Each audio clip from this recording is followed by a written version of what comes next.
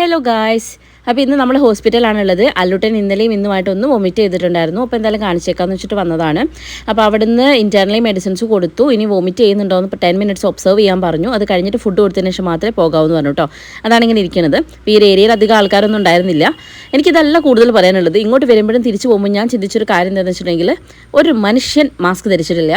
പുറത്താണെങ്കിലും അതുപോലെ തന്നെ ഹോസ്പിറ്റലിലാണെങ്കിലും കേട്ടോ, ഒരാൾ മാസ്ക് ഇട്ടിട്ടുണ്ടായിരുന്നില്ല. ഈവൻ അവിടുത്തെ സ്റ്റാഫ് പോലും മാസ്ക് ധരിച്ചിട്ടുണ്ടായിരുന്നില്ല.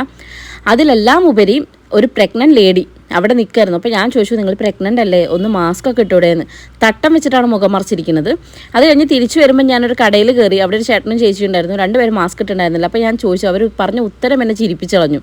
കാരണം എല്ലാ വർഷവും ഗവൺമെൻറ് ഇങ്ങനെ പറയുന്നത് അതൊന്നും വലിയ കാര്യമാക്കണ്ടാന്ന്. ഞാൻ പറഞ്ഞു, ഗവൺമെൻറ് അവർക്ക് വേണ്ടിയിട്ടല്ല, നമുക്ക് വേണ്ടിയിട്ടാണ് പറയുന്നതെന്ന്. Prevention is better than cure എന്ന് പറയുന്നില്ലേ. നമ്മൾ കഴിയുന്നിടത്തോളം നമ്മൾ ശ്രമിക്കുക ഒന്നും വരാതിരിക്കാൻ വേണ്ടിയിട്ട്. ഓക്കെ.